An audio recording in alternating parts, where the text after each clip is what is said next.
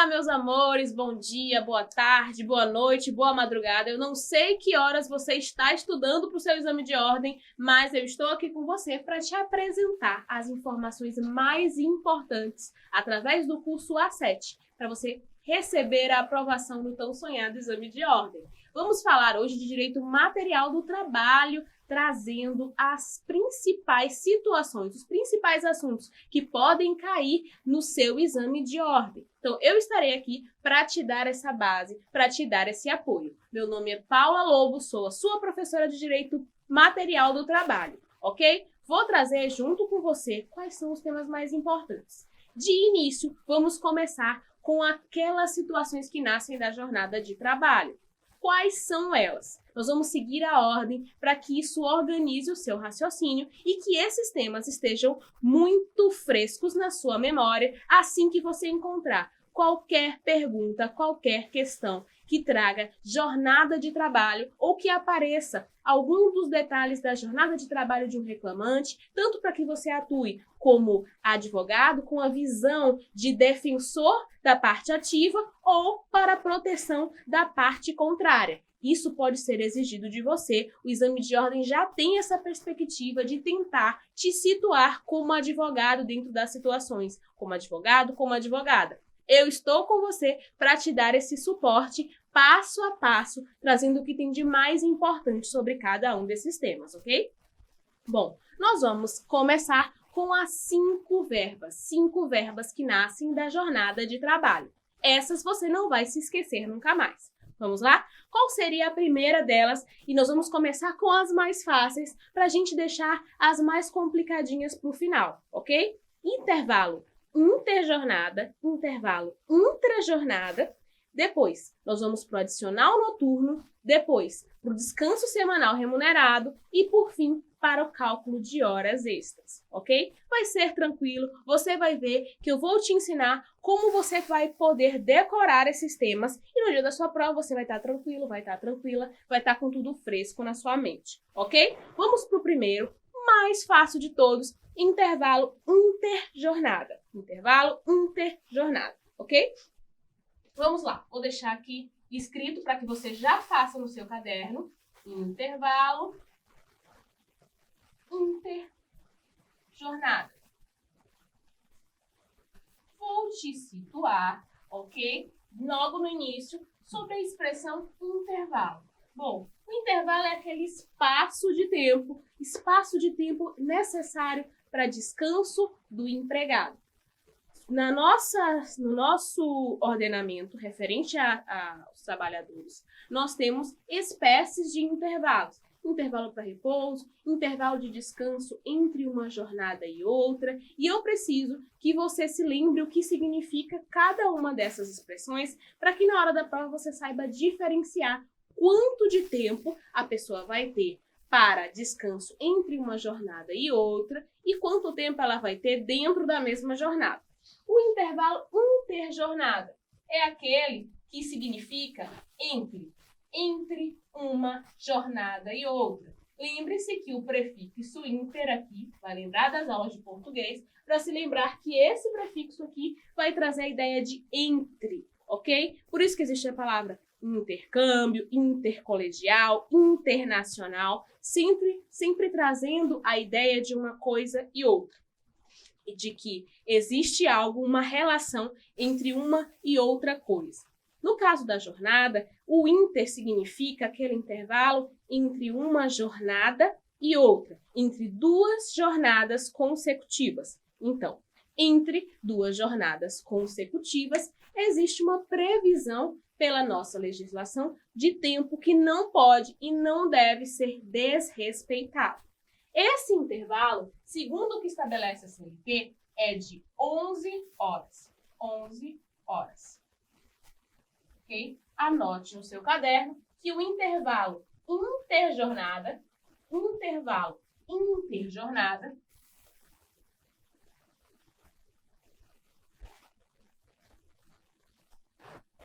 tem que ser de, no mínimo, 11 horas. Intervalo interjornada. Bom, onde está a previsão legal para esse tema? Está lá no artigo 66 da CLT. Você vai organizando o seu raciocínio, já marcando no seu material, na sua CLT, no seu Vadimeco, trazendo essas informações para que isso facilite o seu processo de decorar, para que você consiga decorar com mais facilidade o que é ou quanto de horas você terá para cada um dos nossos intervalos. Marque o artigo 66 e você nunca mais vai se esquecer dele. Sabe por quê? Porque ele vai trazer essa informação de forma muito clara. Entre uma jornada e outra, existe a obrigatoriedade de existir um mínimo de 11 horas. O que é importante e o que você pode ter cobrado pela sua banca sobre o intervalo interjornada? Bom, uma das coisas que você precisa saber é que esse intervalo não poderá ser diminuído nem por autorização de órgão competente. Se lembre que para os intervalos de almoço, para repouso e alimentação, existe uma possibilidade que por acordo, por convenção coletiva, ou até por autorização do que antes era o Ministério do Trabalho e Emprego, agora nós não temos mais o Ministério do Trabalho e Emprego, poderia existir a autorização de supressão dos intervalos intrajornada. Já quanto aos intervalos entre jornadas, que existem para a saúde, para a reabilitação do trabalhador, para que o empregado possa recuperar a sua integridade, se recuperar do cansaço do dia, ele precisa, por instruções médicas, por instruções de proteção para a higiene, saúde e bem-estar do trabalhador, que ele tenha tempo para descansar, para dormir e para interagir também com seus familiares. Então, hoje nós temos, lembrando-se lá do módulo constitucional, de 8 horas diárias e de 44 horas semanais, como regra geral, dentro dessa organização semanal, é necessário que o empregado tenha tempo de descanso. As exceções que nós temos são lá as jornadas 12 por 36. Mas veja que na jornada 12 por 36, o empregado trabalha 12 e descansa as 36 horas. Eu tenho mais do que as 11, que é o mínimo que a CLT estabeleceu. Ok? O que mais você precisa saber? Primeiro, já te disse, não pode ser reduzido. Não pode ser reduzido. A banca pode trazer esse tipo de informação para que você se confunda no dia da sua prova, lembrando do intervalo intrajornada. Então, esse não pode, nem por autorização do MTE. Nem por autorização. Não existe mais MTE, nem por autorização de órgão competente. Nem por autorização de órgão competente. Nem por acordo ou convenção, certo? Isso você vai se lembrar. Esse aqui não diminui. Esse não diminui, porque serve para restabelecimento do trabalhador, para saúde. Estabelecimento, saúde, bem-estar. Esse é o objetivo do intervalo interjornada, entre jornadas. Ok? Pronto. O que mais que você precisa saber? Quando o funcionário ele é horista, ele perde essa proteção. O funcionário horista, aquele que tem ele é remunerado pelas horas que ele trabalha, ele tem essa proteção também? Sim. Então, essa proteção não é só para quem tem aquela carga horária fixa de 8 horas. Isso é importante, principalmente naquelas profissões em que a gente tem uma modificação de prestação de serviço. Os professores universitários, por exemplo, pense que é muito comum, né, em razão dos horários das universidades, das faculdades serem em turnos noturnos e pela manhã, normalmente, né? Muitas vezes, um professor ele pode pegar matéria à noite e matéria no outro dia de manhã.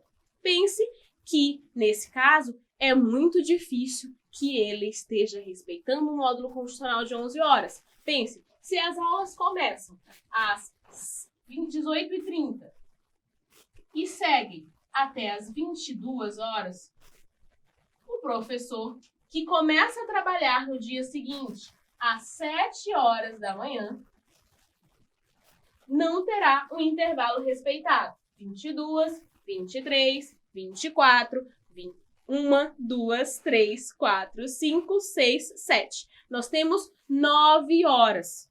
9, lembrando aí que o horário noturno são 52 minutos e 30, né? Mesmo assim, 9 e um pouquinho, quase 10 horas, menos do que 11.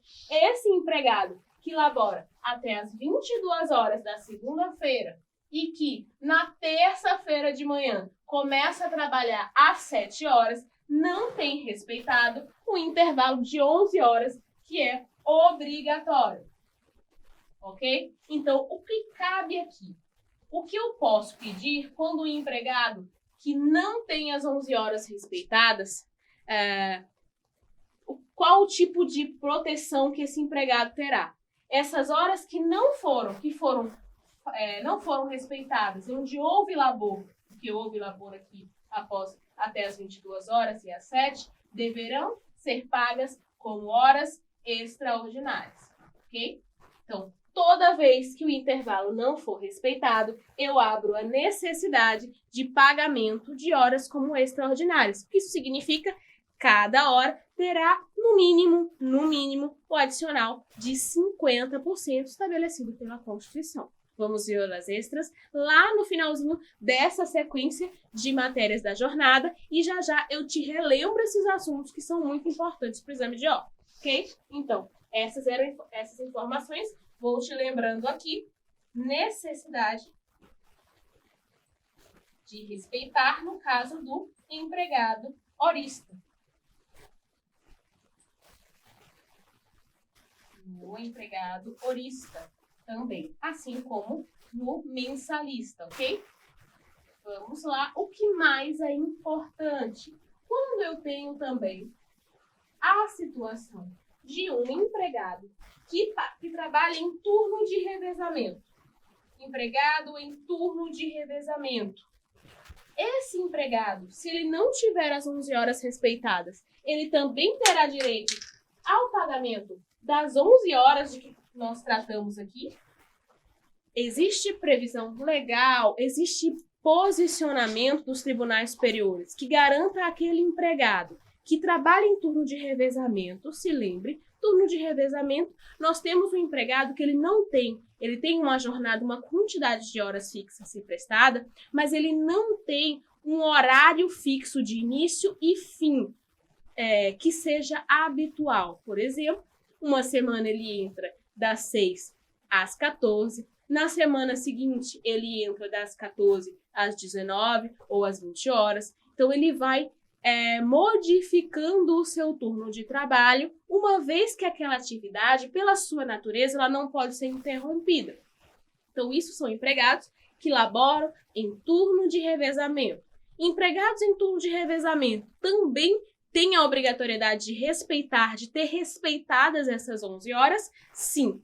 E isso foi o TST que garantiu interpretação. Esse tipo de empregado também deve gozar das mesmas proteções que qualquer outro empregado vinculado ou contratado pelo regime da CLT. Então, empregado em turno ininterrupto de revezamento, sim, deverá ter respeitado o seu mínimo de 11 horas para restabelecimento da sua saúde por força da súmula do TST, súmula 110. Vou anotar para você relembrar. Se você está com uma CLT, muito provavelmente você vai ter aí um capítulo só com as súmulas do TST, lá no finalzinho, próximo ao verbete, próximo ao índice remissivo, e você deve buscar esse tipo de interpretação, entendendo e se habituando à linguagem das súmulas do TST, ok?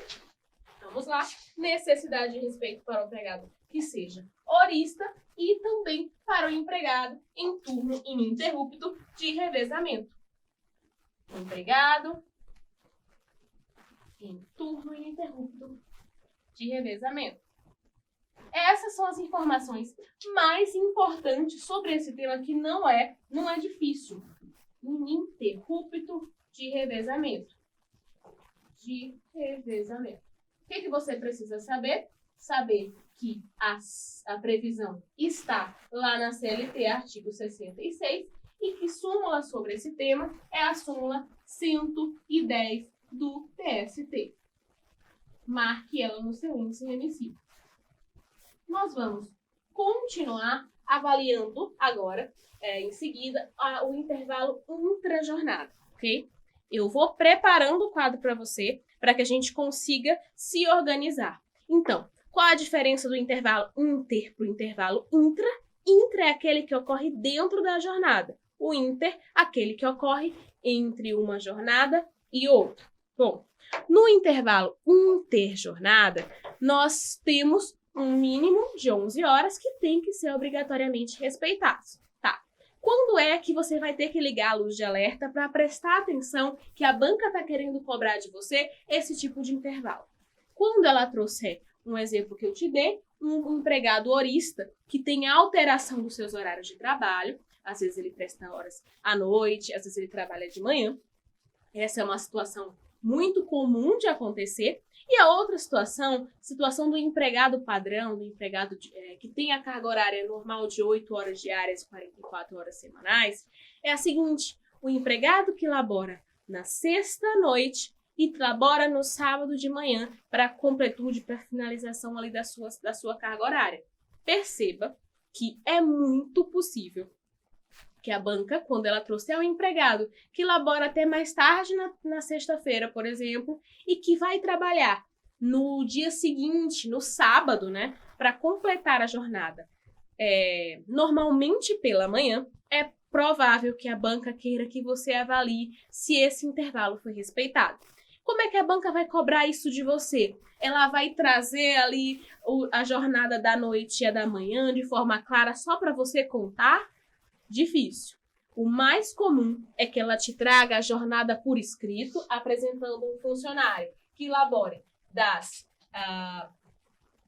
12 até 12, 13, 14, 15, 16, uma hora para almoço, 17, 18, 19, 20 horas, até as 21 horas, vou contabilizar aqui com horário noturno, na sexta-feira à noite, e que no sábado pela manhã tenha que complementar a sua jornada às 7, às 6 horas da manhã, por exemplo. Imagine uma rede hoteleira, ok? Então, o que a banca vai fazer? Ela vai dizer: Maria, João, Joaquim, labora eu coloquei com o horário, das 12 às 21 horas, de segunda a sexta-feira, e no sábado, das 6, 7, 8, 9, 10. Das 6 às 10 da manhã, preparando o café lá de uma rede hoteleira. Quais verbas você deve pedir? Ou existe desrespeito a alguma das proteções, alguma das garantias que a CLT traz? Então, a banca vai te trazer a jornada como um todo e você precisa ficar alerta. Muitas vezes, se o empregado, por exemplo, labora, vou trocar o horário aqui, labora até as 23 horas, e a banca te pergunte em uma questão fechada ou na segunda fase lá, depois em questão aberta, se há desrespeito a alguma das proteções constitucionais, é muito possível que você pense no horário noturno e na necessidade de pagamento, que você pense na hora extraordinária, se o empregado não deveria elaborar até as 21 e prestou horas extras até as 23, mas é possível que você se esqueça da necessidade de respeito às 11 horas estabelecidas pela CLT, ok? Então, preste atenção nesse tema, fique atento, não é comum, é um tema que você começa a estudar na primeira fase, que pode ser cobrado lá na peça da segunda fase, dentro lá da apresentação de jornada, num pedido principalmente nas reclamações, ou nas contestações, enfim, nas peças que são mais cobradas na segunda fase também. Então, é uma preparação que você está fazendo com a gente para que você fique atento, fique atenta e nunca mais se esqueça que entre uma jornada e outra existe a necessidade de respeito às 11 horas. Se lembre das dicas que eu passei para você e vamos ver em seguida, logo em seguida agora, o intervalo intra-jornada, esse com um pouquinho mais de complicações, mas que vai ser moleza, você vai decorar, você vai aprender, vai ficar tranquilo, vai ficar tranquila, ok? Vamos para o próximo bloco e daqui a pouco eu te espero explicando com você cada uma dessas características, tá bom?